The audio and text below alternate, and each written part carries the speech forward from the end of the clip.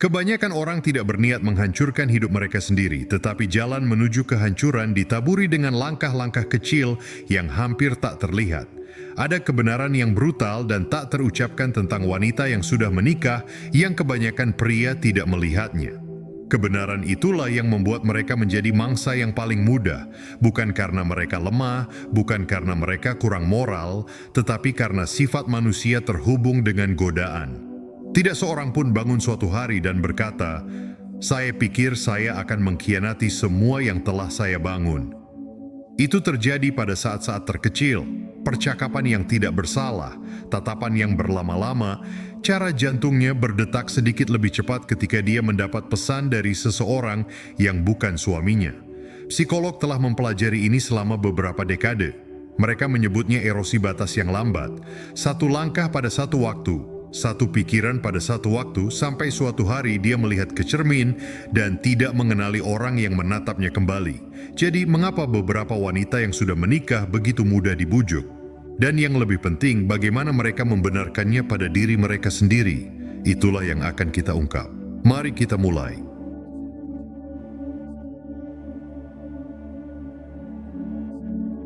Pertama, mencari validasi eksternal. Ada sebuah kenyataan yang sulit diterima. Beberapa wanita yang telah menikah tetap mencari validasi di luar pernikahan mereka. Bagi sebagian orang ini adalah pengkhianatan yang tak termaafkan, tanda dari kurangnya komitmen dan integritas. Bagi yang lain, ini adalah gejala dari sesuatu yang lebih dalam, sesuatu yang tidak bisa hanya disederhanakan menjadi hitam dan putih. Seperti yang dikatakan oleh Marcus Aurelius, cari dalam diri sendiri untuk sumber kebahagiaan, bukan dari luar. Namun, jika sumber itu mulai mengering, apakah salah jika seseorang tanpa sadar mencari setetes air di tempat lain? Pernikahan yang besar adalah kemitraan. Itu tidak akan menjadi hebat tanpa adanya keseimbangan antara memberi dan menerima. Helen Mirren pernah berkata bahwa pernikahan yang terbaik adalah ikatan yang bertahan terhadap cobaan dan godaan waktu. Namun, tidak semua pernikahan tetap sekuat saat pertama kali diucapkan janji. Beberapa wanita, meskipun telah berjanji untuk setia, menemukan diri mereka tertarik pada perhatian eksternal. Bukan sekadar tentang ketertarikan fisik, tetapi sesuatu yang jauh lebih psikologis. Kesalahan terbesar yang sering terjadi adalah menganggap mereka mencari pelarian. Dalam kenyataannya, sebagian besar dari mereka hanya mencari sesuatu yang hilang di sepanjang perjalanan. Seneca berkata, kebahagiaan sejati berasal dari rasa cukup dengan diri sendiri. Tapi bagaimana jika seseorang tidak lagi merasa cukup? Manusia diciptakan untuk terhubung. Wanita khususnya memiliki kebutuhan yang mendalam untuk keintiman emosional, bukan sekadar kehadiran fisik.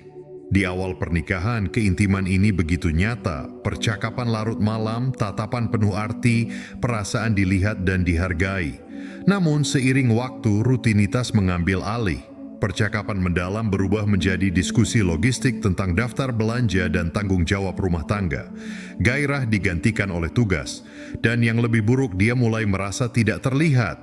Disinilah bahaya mulai mengintai.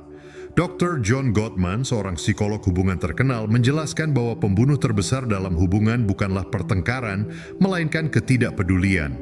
Ketika seorang wanita tidak lagi merasa diperhatikan oleh suaminya, alam bawah sadarnya mulai mencari validasi di tempat lain, terkadang tanpa disadari.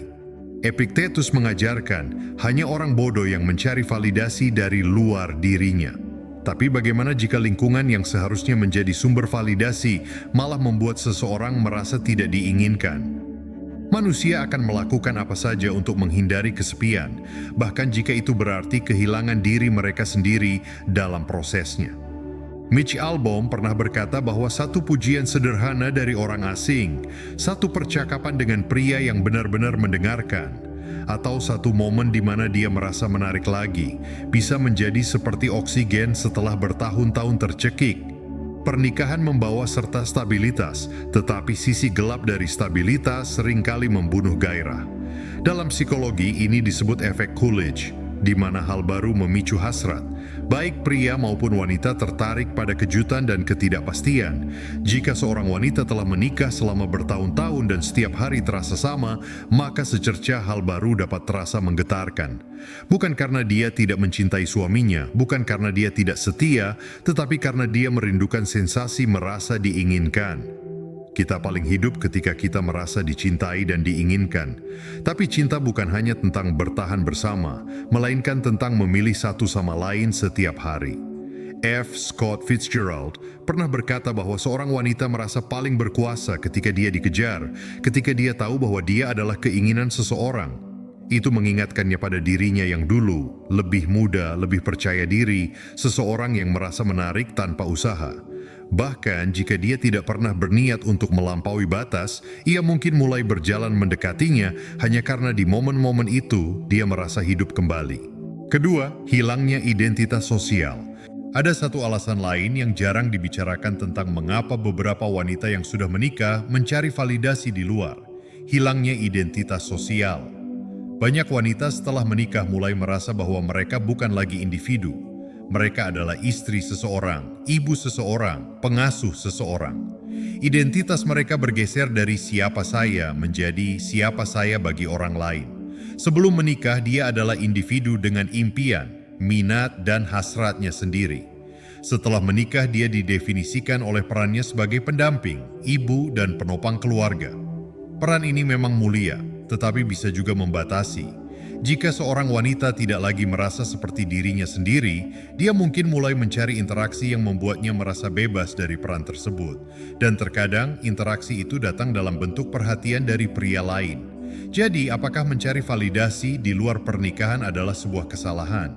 Stoicisme mengajarkan kita untuk menemukan kebahagiaan dalam diri sendiri, tetapi juga untuk memahami sifat manusia tanpa menghakimi secara tergesa-gesa. Seperti yang dikatakan oleh Epictetus, kita tidak bisa mengendalikan apa yang terjadi pada kita, tetapi kita bisa mengendalikan bagaimana kita bereaksi. Mungkin, alih-alih mengutuk fenomena ini, kita harus memahami akar permasalahannya. Apakah seseorang merasa cukup diperhatikan, dihargai, dan dicintai dalam pernikahannya? Jika tidak, mungkin yang harus diubah bukanlah perasaannya, tetapi caranya membangun kembali koneksi yang hilang. Ketiga, permainan pembenaran. Pikiran akan selalu menemukan cara untuk membenarkan apa yang telah diputuskan hati. Tidak ada yang tiba-tiba bangun dan berkata, "Hari ini saya akan mengkhianati pernikahan saya."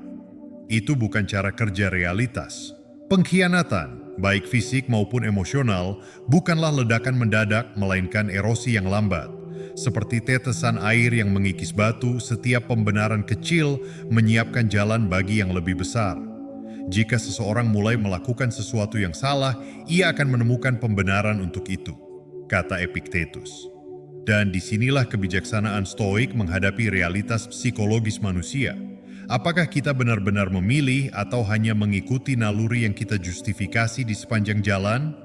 Ketika seorang wanita yang sudah menikah mulai terlibat dalam perilaku berisiko secara emosional atau fisik, itu tidak terjadi sekaligus.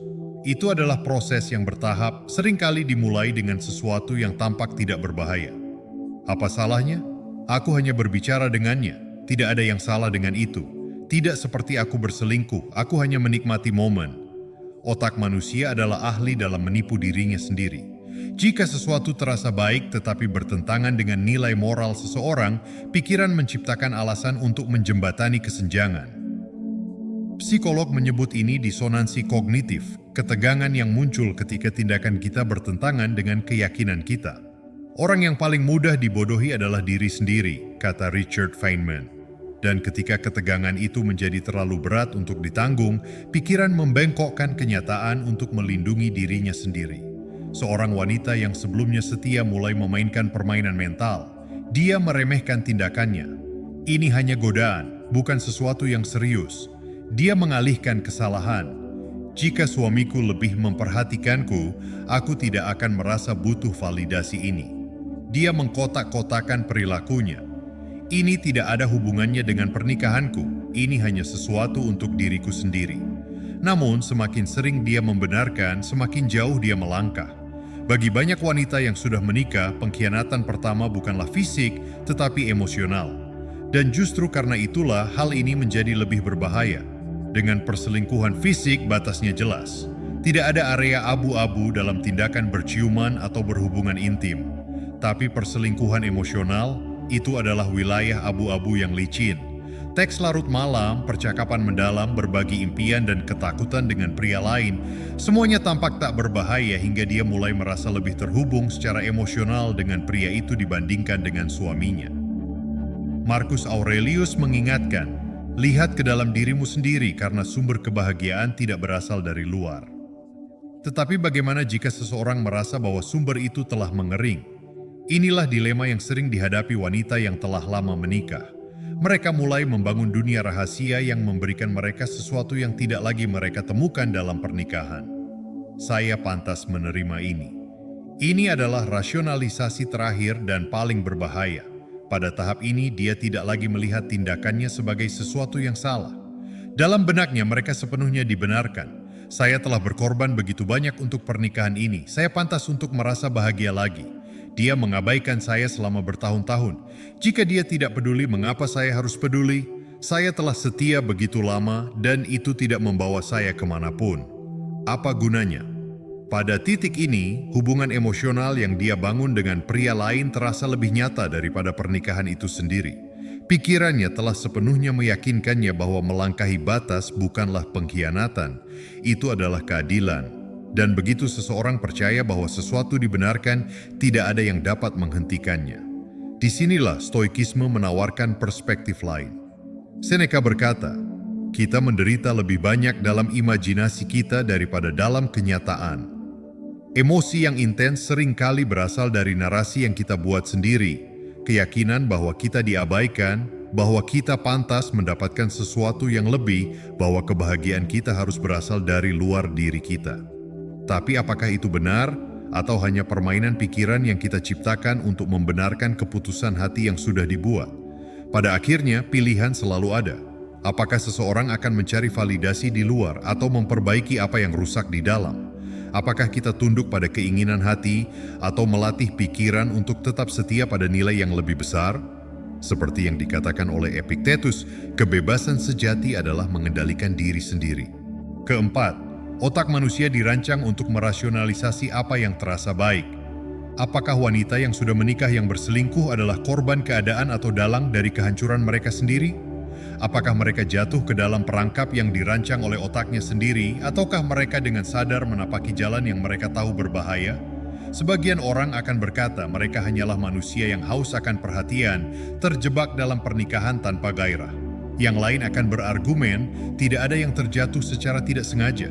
Setiap perselingkuhan dimulai dari satu keputusan yang disengaja. Namun, jika kita melihat lebih dalam, jawabannya tidak sesederhana hitam dan putih. Marcus Aurelius pernah berkata, hidup kita adalah hasil dari pilihan kita. Wanita yang telah menikah tidak selingkuh karena moralnya rendah atau karena menginginkannya sejak awal. Mereka selingkuh karena otak manusia dirancang untuk merasionalisasi apa yang terasa baik. Itu tidak terjadi dalam satu lompatan besar, tetapi dalam serangkaian langkah kecil yang tampaknya tidak berbahaya. Awalnya, itu hanya sebuah percakapan, sebuah pujian yang tampak tak berdosa, sebuah perasaan nyaman yang tidak dia sadari mulai tumbuh. Dalam psikologi ada konsep yang disebut teori ambang batas yang menjelaskan bahwa seseorang yang bersumpah tidak akan pernah melakukan sesuatu, akhirnya melakukannya bukan karena mereka berubah secara tiba-tiba, tetapi karena mereka perlahan-lahan menyesuaikan diri dengan batas yang terus bergeser. Langkah pertama selalu yang paling sulit, pesan pertama yang seharusnya tidak dikirim. Pertemuan pertama yang katanya hanya sebagai teman, sentuhan pertama yang bertahan sedikit lebih lama dari seharusnya. Tapi begitu garis itu dilintasi, langkah selanjutnya menjadi lebih mudah. Aristoteles pernah berkata, apa yang kita lakukan berulang kali kita menjadi. Dan inilah titik di mana bahaya terbesar terjadi, normalisasi kesalahan. Pada awalnya kebohongan terasa berat. Hati berdebar ketika suami bertanya, siapa yang kamu kirimi pesan? Ada rasa bersalah, ada rasa takut ketahuan. Tetapi otak manusia sangat adaptif. Setelah beberapa kali berbohong, perasaan bersalah berubah menjadi strategi. Kebohongan bukan lagi sesuatu yang menggelisahkan, tetapi justru menjadi bagian dari rutinitas. Dan di titik ini dia mungkin masih berkata pada dirinya sendiri, aku bisa berhenti kapan saja. Tetapi bisakah benar-benar? Penelitian menunjukkan bahwa ketertarikan emosional dan seksual mengaktifkan jalur kecanduan di otak yang sama seperti narkoba. Dopamin mengalir deras dari hubungan baru ini, memberikan euforia yang bahkan dia tidak sadari dia idamkan. Setiap interaksi terasa seperti dosis baru, dan tanpa sadar dia ketagihan. Bukan pada pria itu, tetapi pada perasaan yang dia dapatkan bersamanya. Seneca pernah berkata, keinginan yang tidak terkendali hanya akan mencari lebih banyak, dan disinilah titik tanpa kembali terjadi. Saat dia mulai melihat pernikahannya bukan lagi sebagai hubungan utamanya, ketika suaminya hanya menjadi pria lain di rumahnya, dan keintiman yang sebenarnya, gairah yang nyata, terjadi di tempat lain. Dari sini hanya ada dua akhir cerita. Dia tertangkap dan semuanya berantakan, atau dia meninggalkan pernikahannya, meyakinkan dirinya sendiri bahwa dia tidak bisa lagi menjalani hidup ganda. Tetapi pertanyaan sebenarnya adalah, apakah dia benar-benar meninggalkan pernikahan karena cinta telah mati atau karena dia telah membiarkan pikirannya tertipu oleh ilusi? Marcus Aurelius pernah berkata, Anda memiliki kuasa atas pikiran Anda, bukan atas peristiwa luar. Sadarilah ini dan Anda akan menemukan kekuatan. Stoikisme mengajarkan bahwa bukan keadaan yang membuat seseorang bertindak, tetapi bagaimana dia meresponsnya. Wanita yang selingkuh bukan korban, tetapi juga bukan iblis. Mereka adalah manusia yang terjebak dalam labirin emosi yang mereka ciptakan sendiri. Jika Anda memahami ini, maka Anda memiliki kekuatan untuk mengenali tanda-tanda sebelum semuanya terlambat, kekuatan untuk membaca di balik kata-kata, kekuatan untuk melihat permainan yang tidak terlihat oleh orang lain. Dan dengan pengetahuan itu, Anda tidak akan pernah buta terhadap permainan ini lagi. Sampai jumpa di video berikutnya.